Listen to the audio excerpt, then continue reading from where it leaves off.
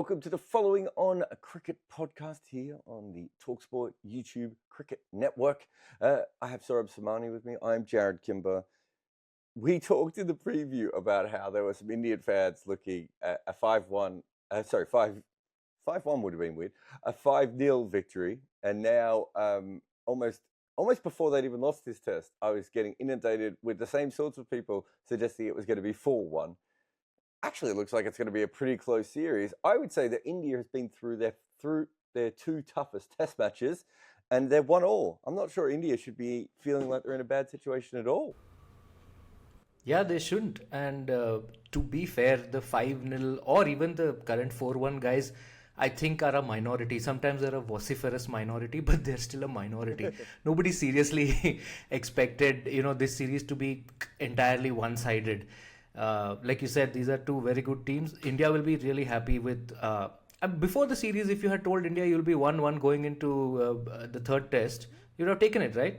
You'd have taken it.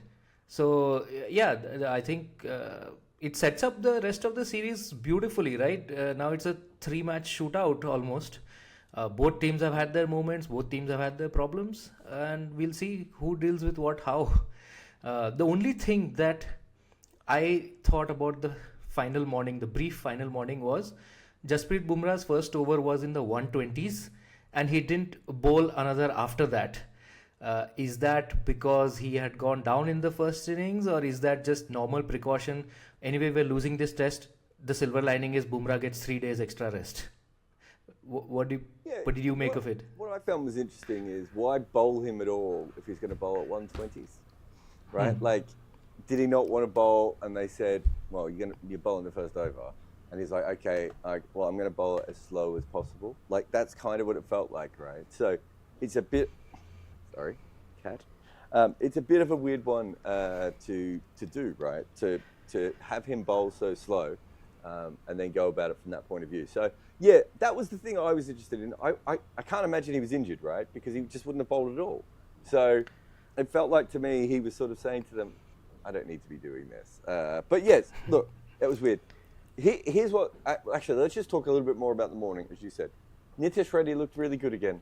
Like, I know India, it's like the smallest things, but Nitish Reddy looked really good again. In this series, 3 times India have been bowled out. Each time Nitish Reddy has been the top scorer of the innings from number 8 and number 7. Like, yeah, that's how good he's looked. I really like the fearlessness with which he's approached this. He's not acting like a debutant near the tail of the batting sort of. He's batting as if he is Rishabh Pant right-handed. So I really liked how he was how he has approached the thing so far. And I think we were talking about Pat Cummins also. That we said that he looked much better, and now in this morning again he's just come and delivered another 5-wicket haul. Well, I mean, I think the most important thing is the actual wickets don't matter that much, right? But he just looks in really good rhythm, and his ability to just be like, okay, I'm going to hit the top of off stump, and now I'm going to be able to bowl really nasty short balls. At the Wacker, it didn't really look like he could do either of those things, right? Like, he's working his way back into form. And here, like, the accuracy of his short balls is kind of like that's peak Pat Cummins. I should say this, though. If I'm Harshit Rana, I don't know if that's the footage I want to go out to all the world's bowlers, because we both know he can hold the bat a little bit. He's not terrible. But my God, did he look awful against the short ball. And it's like, what number was he batting? 9. You don't want to be a number 9 who bats like that against a short ball. He might not face a pitched up ball for like about 5 years now. Yeah, he might not. Yes, I think he did look in quite a bit of trouble against the short ball. But to give him a little bit of margin, I think Australia's short balls were remarkably on target. Like most of them, like you said, Pat Cummins was either hitting the top of the top of the helmet. He was homing in on that like some laser guided missile. It's very difficult to play that for anyone. But I do think it was slightly more difficult for Harshit Rana. What he has in his favor is he's young. He can work on it maybe. Now, I'm glad you brought up Harshit Rana. Actually, I was wondering, do you think he's going to be in the 11 for Brisbane, or do you think if they want to hit the deck, Prasidh Krishna is there, or if they want somebody more conventional, Akashdeep is there? Who would you go with? Harshit Rana is young, but is he ready for the third test? I think that's a really good question, because we were in a situation in the previous test where the Indian team could only get better and the Australian team could only get worse, really. And it did get worse. Josh Hazlewood was out, right? Like, Australia's best bowler from the first test didn't play in the second test, and they've still absolutely annihilated India. Now you're in a situation where even if India make a change, whether it's Akashdeep or Prasidh Krishna, or Mohammad Shami comes in a late emergency flight, right? Like it's private jet over, right? Even if it's one of those players, it's like Mohammad Shami we know isn't fit enough. Otherwise he would be here already. Prasidh Krishna, they decided not to go with Prasidh Krishna, and Akashdeep is a good bowler, but I'm not sure how he. This was the test match I would have played Akashdeep in, right? So I don't see how India can make the team any better. I don't know if I would play Harshit Rana again, though. I would have to have a look at, more data from the Gava wicket over the last couple of years and, stuff like that. But right at the moment, I think I would be more interested in Akashdeep or Prasidh Krishna, with very different options that they both are. Even if I know in India there's this whole thing about Akashdeep is only good with a new ball. It's like, yeah, in India that's probably true, but in the rest of the world that's probably not going to be quite as true. That would be the question I would have about Akashdeep. I'm a big fan of Prasidh Krishna. He's just not come on a lot. Would you pick Rana? I think for me it would depend on how he's feeling, and a little bit you have to see how he's going in the nets. If he's young, so it's likely that he might get a little bit more affected by this, slings and arrows of outrageous cricketing fortune. So it might do him good for the long term to rest him, even if Gaba is a pitch better suited to his type of bowling than Adelaide was. It might do him good just to get a bit of a break. And in that case, I think Prasidh would be my choice also over Akashdeep. I don't think Akashdeep offers a little bit more with the bat, but I don't think it's significant enough that it matters. I would probably go with Prasidh for the third test. But like you said, I think you have to look at so many things, the conditions there, the recent historical data and all that. I have another question for you, Jarrod. I also love that we're in the same situation here that we always find in cricket, which is a team has lost. Their batting is the reason they have lost, and we're trying to work out how to change the bowling lineup. The batting, so much, right? it does. But the batting wise, the question is, what do you make of Rohit Sharma? He batted in a recently unfamiliar position. I think he got really good balls in both innings to get out. But it hasn't helped his cause with the recent stats that he's had. I was just looking at it. In his last 6 tests, his average is below 12 as a batsman. He has 150 there. And it's... Is that good or bad? It would be great if he was a bowler. So... I think it's interesting because in the last 2 years, the amount of people have contacted me to go, Rohit's missed another straight one. And I was like, guys, these are not straight deliveries. That was a ball that pitched on off stump and hit off stump. From that angle, that means it had to have seamed away really violently. And so essentially what is happening to Rohit Sharma, the majority of his dismissals are hitting the top of off stump or the top of leg stump, which are the two hardest places to defend for any player ever, right? That's so hard to be able to handle those two things. And in the old days, you only had to handle top of off stump, right? Because top of leg stump was never out. It hit your pads. The umpire always said too high or sliding down leg side. And now with DRS, that doesn't happen anymore. And he's a player who spent his entire career developing under a system that didn't exist, DRS, right? Suddenly, the last couple of years, people have worked out, oh, this is easy. All we need to do is bowl the ball so it's going to hit the top of off stump or the top of leg stump, which is not an easy delivery to nail.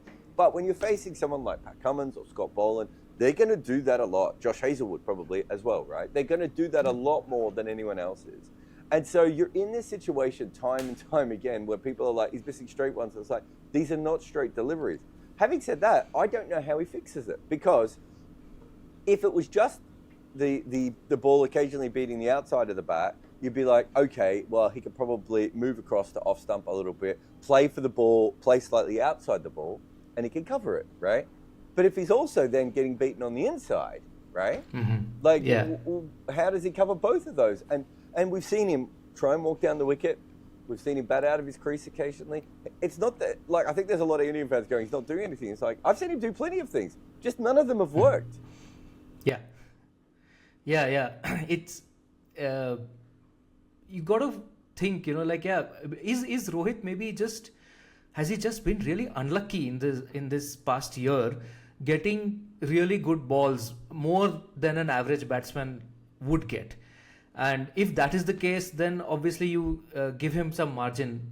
But then there is you weigh the pros and cons, like his age is advancing, so there's a natural slowing down of reflexes. Maybe the Rohit of 2 years back would not have been caught out by these kind of good balls as often as he's being now. But that is something that only the team management can judge, I think. I don't think we can do it sitting outside watching on the TV. It's something very... It reminds me of Joe Root, when Joe Root kept getting great balls that he nicked behind or kept losing the top of his off stump. And it's like, essentially, when you're bowling to Rohit Sharma or Joe Root, you know you have a small margin forever, so you're trying to bowl the perfect ball over and over again.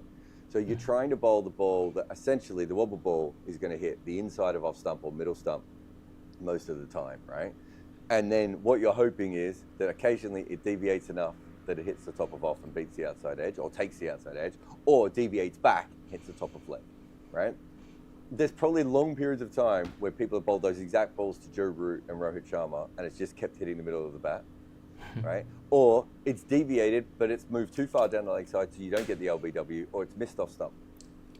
It's that, all these things play a small part. So I think you're right. But just to go back to my point from before, the interesting thing is that Australia can get better, right? And after the last Test match, that is not how we felt. So, it does show you that India could get better after the last Test, and yet their form has regressed. And Australia can get better. But here's what I would say. I thought coming in, playing at Perth was a really tough one for India to begin with, because you're an overseas team, there's the extra bounce. The batters, just takes a while for the batters to get used to it. And then you're in Perth, which just makes it worse.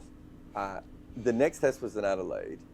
The next 3 tests are realistically, I think, India were always going to be India's best chances of winning. Gabba's a bit in the middle, but Australia lost the Test of the Gabba this year, right? So there's always a chance of that.